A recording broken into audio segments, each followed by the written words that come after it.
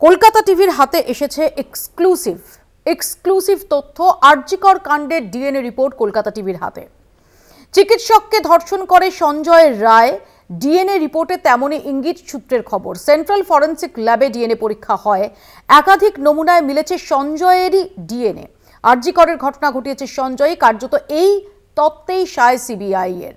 নিহতের গলায় সঞ্জয়ের দাঁতের কামড়, সঞ্জয়ের হাতে নিহতের নখের আঁচড়, নির্যাতিতার লালায় মিলেছে সঞ্জয়ের ডিএনএ। সঞ্জয়ী ধর্ষক, কার্যত ইঙ্গিত মিলছে ফরেন্সিক ল্যাবের রিপোর্টে। রিয়া আমাদের সঙ্গে সরাসরি রয়েছেন, আমি রিয়ার কাছে এই সম্পর্কে বিস্তারিত জানবো। রিয়া,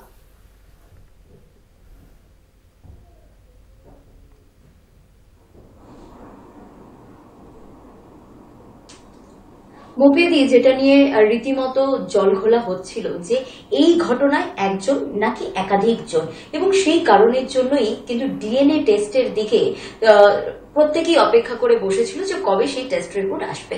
এবং কলকাতা পুলিশ সূত্রে যেটা আমরা জানতে পেরেছিলাম যে যেহেতু এই নির্যাতিতার মা বাবা তারা চেয়েছিলেন, সেই কারণের জন্য সেন্ট্রাল ল্যাবে এই টেস্ট হয়েছে। এবং যেহেতু কলকাতা পুলিশের হাত থেকে এই তদন্ত পরে চলে যায় সিবিআই এর হাতে, সেই মোতাবেক কিন্তু যেটা দেখা যায় যে কলকাতা পুলিশ এই যে পুরো টেস্টের যে বিষয় বা এইগুলো সমস্ত কিছুই সিবিআই এর হাতে তুলে দেয়। এবং ইতিমধ্যেই সিবিআই এর কাছে সেই সেন্ট্রাল সায়েন্স ল্যাবের যে টেস্ট রিপোর্ট সেটা এসে পৌঁছেছে। এবং এখানে চারটি জিনিস স্পষ্ট হচ্ছে মৌপিয়াদি, তোমাকে জানিয়ে রাখবো যে তার মধ্যে যে ইঙ্গিত দিচ্ছে এই টেস্ট রিপোর্ট গুলো, যে ইঙ্গিত দিচ্ছে, আমরা জানি যে একাধিক নমুনা সংগ্রহ করা হয়েছিল এবং সেগুলো টেস্টের জন্য পাঠানো হয়েছিল।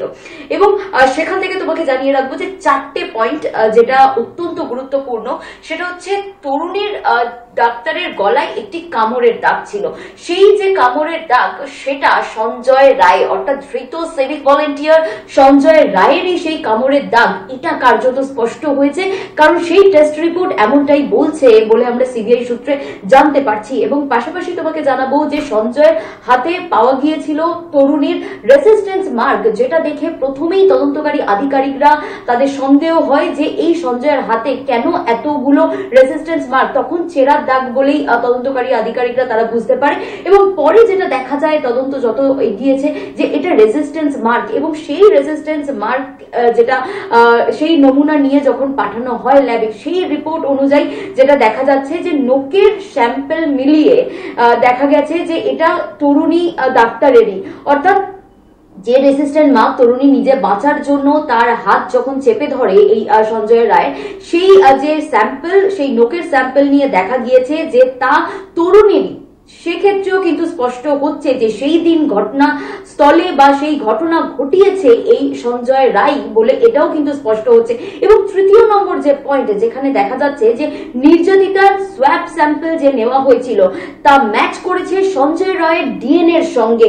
কারণ আমরা দেখেছিলাম যে ঠোঁট থেকে যে রক্ত বেরিয়েছিল এবং ঠোঁটে যে তার একাধিক চিহ্ন পাওয়া গিয়েছিল, সেই কারণের জন্যই কিন্তু মূলত ঠোঁটের সোয়াব নেওয়া হয়েছিল। এবং সেই সোয়াব টেস্ট করে দেখা গিয়েছে যে তার যে স্যাম্পল সেটা সঞ্জয় রায়ের ডিএনএ স্যাম্পলের সঙ্গে হুবহু মিলে গেছে। এবং পাশাপাশি 4 নম্বর পয়েন্ট তোমাকে জানাবো যে নির্যাতিতার নোকে পাওয়া গিয়েছিল যে স্কিন টিস্যু, যেটা ইতিমধ্যেই ম্যাচ করে গিয়েছে সঞ্জয় রায়ের সঙ্গে বলে এমনটাই সিবিআই সূত্রে খবর আমরা ইতিমধ্যেই পাচ্ছি। এর মানে হচ্ছে চারটে, একটি হচ্ছে তরুণী ডাক্তারের গলায় কামড়ের দাগ, তা স্পষ্ট হয়েছে তার সঞ্জয় রায়েরই। এবং সঞ্জয়ের হাতে পাওয়া গেছে যে তরুণীর রেসিস্ট্যান্স মার্ক, নোকের স্যাম্পল মিলিয়ে দেখা গেছে তা তরুণীর ডাক্তারেরই। এবং 3 নম্বর হচ্ছে নির্যাতিতার সোয়াব স্যাম্পল ম্যাচ করে দেখা গিয়েছে যে সঞ্জয় রায়ের ডিএনএ এর সঙ্গে তা মিলেছে।